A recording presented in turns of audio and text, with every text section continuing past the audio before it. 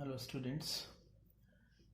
आज का हमारा लेक्चर है एक्सचेंज रेट डिटर्मिनेशन का, विनिमय दर का निर्धारण के दो देशों की जो करेंसीज हैं उनमें जो विनिमय अनुपात है वो किस प्रकार निर्धारित होगा। तो सर्वप्रथम हमारे लिए जानना आवश्यक है कि विनिमय दर होती क्या है। तो साधारण शब्दों में विनिमय दर उस दर को कहते हैं जिस पर किसी देश की करेंसी की एक इकाई के बदले अन्य देश की करेंसी की इकाइयों की संख्या प्राप्त की जा सकती है। इसको हम एक उदाहरण से भी समझ सकते हैं कि यदि $1 जो है 75 रुपये के बराबर है तो ये यूएस डॉलर के रूप में एक्सचेंज रेट है रुपीस की। और यदि हम रुपी की तरफ से देखें तो $1 जो है वो 1.5 सेंट्स के बराबर होगा। दूसरी ओर £1 95 रुपीस का है तो ये पाउंड के रूप में इंडियन रुपी की एक्सचेंज रेट है। तो साधारण शब्दों में हम कह सकते हैं कि विनिमय दर दो देशों की जो करेंसीज हैं उनके बीच विनिमय अनुपात को व्यक्त करती है।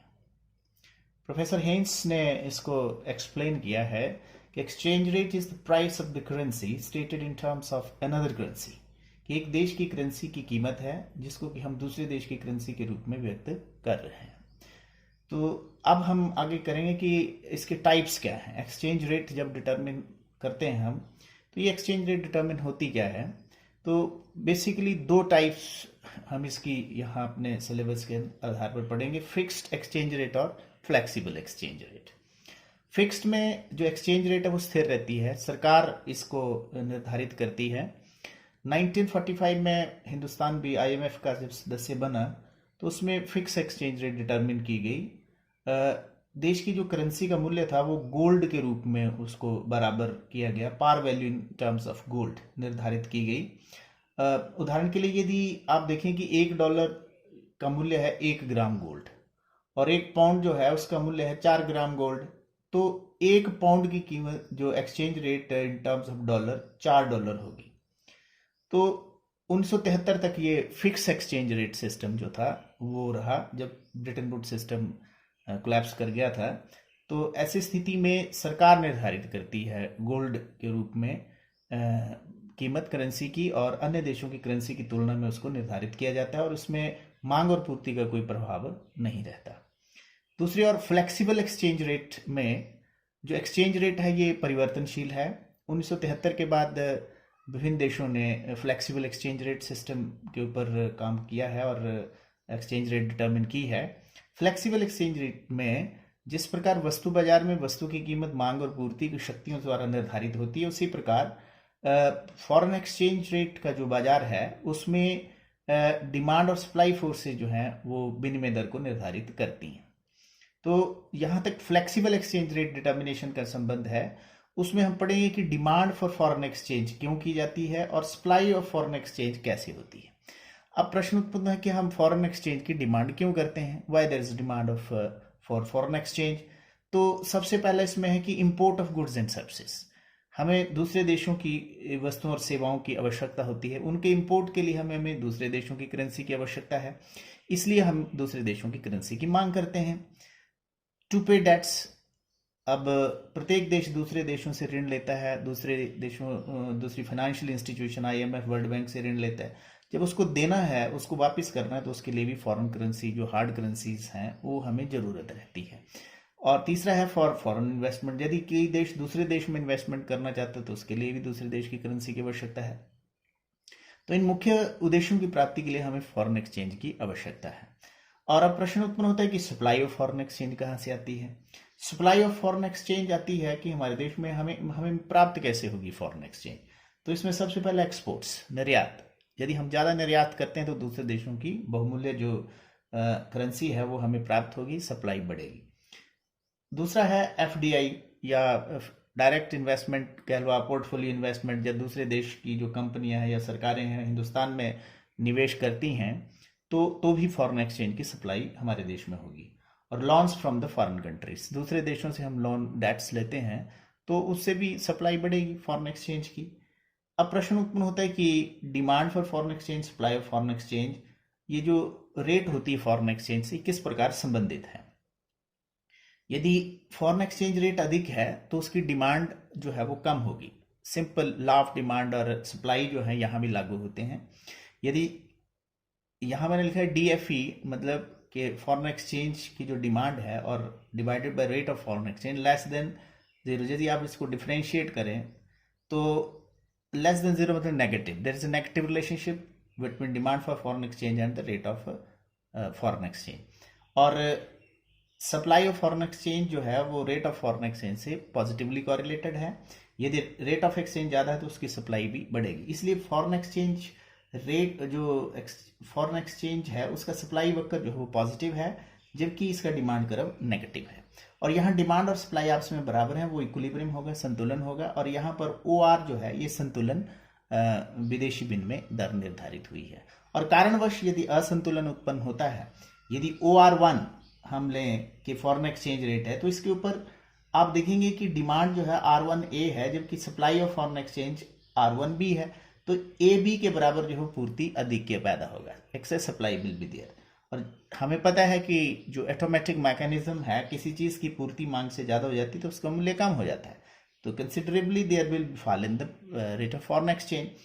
और यदि OR2 है फॉरेन एक्सचेंज रेट, तो ऐसी स्थिति में सप्लाई कम है R2C और डिमांड ज्यादा है R2D, तो CD के बराबर एक्सेस डिमांड पैदा हो जाएगी। ज्यादा डिमांड किसी चीज की तो प्राइस बढ़ जाता है, फॉरेन एक्सचेंज में भी ये नियम लागू होता है। तो ऐसी स्थिति में फॉरेन एक्सचेंज रेट बढ़ जाएगा और अंत में eventually foreign exchange rate equilibrium will be determined at that point where demand is equal to supply. तो यहाँ मांग और पूर्ति विदेशी मुद्रा की बराबर होंगी, वहां पर विदेशी विनिमय दर का निर्धारण होगा, जैसा कि ये रेखा चित्र हमें व्यक्त कर रहा है।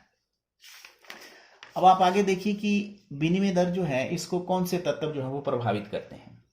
तो इसमें बहुत सारे तत्व हैं जो कि विनिमय दर को प्रभावित करते हैं। सब सर्वप्रथम है कि केंद्रीय बैंक की भूमिका। केंद्रीय बैंक भी विदेशी मुद्रा का लेन देन के समय जो है ये लक्षित स्तर को बनाए रखता है, कि उनको रहता है केंद्रीय बैंक को कि कौन सा स्तर जो है वो सही रहेगा। यदि उनको लगता है कि फॉरेन एक्सचेंज के कारण हमारे एक्सपोर्ट जो है वो कम हो रहे हैं या नेगेटिवली इफेक्ट हो रहे हैं, तो वो फॉरेन एक्सचेंज मार्केट से विदेशी मुद्रा खरीद लेती है। तो ऐसे संतुलन जो है वो केंद्रीय बैंक जो है वो विदेशी विनिमय दर में करता है। कमर्शियल बैंकिंग क्रियाएं भी हिंदुस्तान में भी जो कमर्शियल बैंक्स हैं वो विदेशी साख पत्र जो है वो खरीद फरोख्त सकते हैं, इससे भी विदेशी जो विनिमय रेट है वो प्रभावित होती है। इंटरेस्ट रेट है, यदि हमारा इंटरेस्ट रेट ज़्यादा है तो विदेशी मुद्रा हमारे देश में आएगी, जिससे विदेशी मुद्रा की जो रेट है वो अनुकूल होगी, हमारे अनुकूल होगी। और यदि ब्याज की दर कम है तो पैसा फॉरेन कंट्रीज में जाएगा, जिससे प्रतिकूल प्रभाव पड़ेगा विदेशी विनिमय दर पर। आर्थिक क्रियाएं हैं, बहुत सारी आर्थिक दशाएं, इकोनॉमिक कंडीशंस हैं। संरक्षण की नीति है, उससे भी हम अपनी विदेशी मुद्रा की जो दर है उसमें उसको सुधार सकते हैं। यदि शांति का समय है तो विदेशी मुद्रा की दर हमारे पक्ष में रहेगी। यदि युद्ध के जैसी स्थिति है तो उसमें हमें घाटा हो सकता है। उसके बाद नियंत्रण, विनिमय नियंत्रण भी, हम उससे भी विदेशी मुद्रा जो है उसकी दर में सुधार कर सकते हैं। आर्थिक विकास की दर यदि हमारे देश में ज़्यादा है तो निवेशकों के लिए एक उचित वातावरण बनेगा निवेश का, तो उससे भी विदेशी मुद्रा दर जो हमारे पक्ष में होगी। उसके बाद मौद्रिक दशाएं हैं, इन्फ्लेशन एंड डिफ्लेशन। यदि महंगाई की दर ज़्यादा है, मुद्रास्फीति की दर ज़्यादा है, तो हमारे जो निर्यात हैं वो कम होंगे, क्योंकि हमारी चीज़ें दूसरे देशों के लिए महंगी हो जाएंगी, तो उससे भी हमें प्रतिकूल प्रभाव पड़ेगा हमारी विदेशी मुद्रा की दर पर। डिफ्लेशन की स्थिति में यदि हमारे निर्यातों की मांग दूसरे देशों में इलास्टिक है तो निश्चित रूप से हमारे निर्यात बढ़ेंगे और विदेशी मुद्रा की जो दर है वो हमारे अनुकूल होगी। उसके बाद स्टॉक एक्सचेंज संबंधी तत्व हैं। यदि विदेशी निवेशक हमारे स्टॉक एक्सचेंज में निवेश कर रहे हैं तो विदेशी मुद्रा हमारे देश में आएगी और हमारी जो विदेशी मुद्रा ये जो एक्सचेंज रेट है उसके ऊपर अनुकूल प्रभाव पड़ेगा। राजनीतिक दशाएं हैं। राजनीतिक दशाएं, यदि देश में राजनीतिक स्टेबिलिटी है, पॉलिटिकल स्टेबिलिटी है, बार बार इलेक्शन नहीं हो रहे हैं, तो ऐसे में भी निवेश के लिए सौहार्दपूर्ण वातावरण बनता है, तो वो भी हमारे लिए अनुकूल रहे। व्यापारिक प्रभाव है कि यदि हमारे ट्रेड ट्रांजैक्शन इस प्रकार के हैं कि एक्सपोर्ट इंपोर्ट से ज़्यादा हैं, तो भी हमारे विदेशी मुद्रा की जो दर है वो हमारे अनुकूल होगी। पूंजी का प्रभाव भी यदि हमारे देश में हो रहा है तो भी विदेशी मुद्रा हमारे अनुकूल होगी। और स्पेकुलेशन है, सट्टा जो है, सट्टे की क्रियाएं भी विदेशी मुद्रा की दर को प्रभावित करती हैं। और यदि सटोरिये समझते हैं कि भविष्य में रुपए की विनिमय दर बढ़ जाएगी तो वे रुपए की अधिक मांग करेंगे, इसके फलस्वरूप रुपए की विनिमय दर बढ़ने की प्रवृत्ति प्रकट होगी। तो ये कुछ तत्व थे जो कि हमारी विदेशी विनिमय दर को प्रभावित करते हैं। उसके बाद है जो exchange rate determination, Indian perspective है कि इंडिया में एक्सचेंज रेट डिटर्मिनेशन में समय समय पर क्या बदलाव हुए हैं। तो 1971 तक तो हमारे यहाँ फिक्स एक्सचेंज रेट जो रहा, इन टर्म्स ऑफ गोल्ड हमने इसकी वैल्यू रुपए की जो थी फिक्स की थी, जो कि उससे एक्सचेंज रेट जो थे डिटर्मिन किए। एक्सचेंज रेट में कुछ चेंजेस जो मुद्रा का अवमूल्यन करना पड़ता है। मुद्रा का अवमूल्यन का अर्थ है कि किसी देश की सरकार निर्यातों को बढ़ाने के लिए और आयातों पर अंकुश लगाने के लिए जानबूझकर अपने देश की करेंसी का मूल्य अन्य देश की करेंसी के मूल्य की तुलना में कम कर देती है। तो ऐसी स्थिति में 1949 में आई, हिंदुस्तान में 66 में आई और 1991 में आई कि विदेशी मुद्रा की जो दर थी वो हिंदुस्तान की जो करेंसी थी उसको मूल्य को जानबूझकर कम किया ताकि हमारी निर्यात बढ़े और आयात कम हो, जिससे हमारे जो भुगतान शेष में जो घाटा था उसको कम किया जा सके। उसके बाद 1947 में एक फेरा कानून बना था जिसको 1973 में नया रूप दिया गया। तो फॉरेन एक्सचेंज की जो आपातकालीन स्थितियों को मीट करने के लिए 1973 का जो फेरा है उसमें कुछ नियंत्रण लगाए गए थे ताकि फॉरेन एक्सचेंज रेट में सट्टा ना लगे और इसका सरकार का कंट्रोल इसके ऊपर ज़्यादा रहे। 1975 में लिंक विद अदर करेंसीज, जो बास्केट ऑफ करेंसीज में जो है वो 5-6 देशों की जो करेंसीज हैं उनके साथ इसको लिंक किया गया है ताकि अन्य देशों की करेंसीज के साथ इंडिया की जो करेंसी है इसमें मुख्य रूप से डॉलर, पाउंड है, फ्रेंच मार्क है, येन है और चाइनीज़ करेंसीज हैं। तो इनकी एक बास्केट ऑफ करेंसीज के साथ इंडिया की रुपी को जो है वो 1975 से ही किया गया है।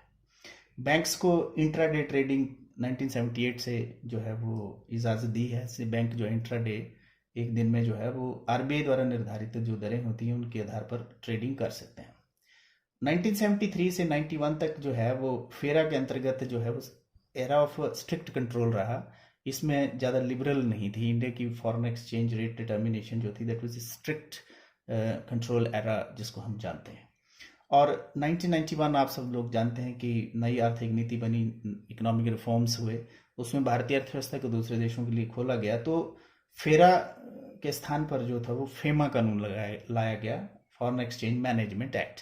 इसमें जो नियंत्रण की जो धाराएं थी उनको कम करके मैनेजमेंट शब्द से उनको रिप्लेस किया गया और रुपया जो है उसको करंट अकाउंट पर फुली कन्वर्ट किया गया है। करंट अकाउंट में जो भी आर्थिक लेन देन होते हैं उसमें रुपए को आप विदेशी मुद्रा जो कमाते हैं उसमें रुपए के रूप में कन्वर्ट कर सकते हैं। जबकि सरकार जो है वो कैपिटल अकाउंट में भी रुपए को आंशिक या फुल कन्वर्टिबल करने के लिए सोच रही है। तो ऐसे प्रावधान जो है भारतीय अर्थव्यवस्था में विदेशी मुद्रा का जो रेट है डिटर्मिन करना है, एक्सचेंज रेट, उसमें समय समय पर करती रही है।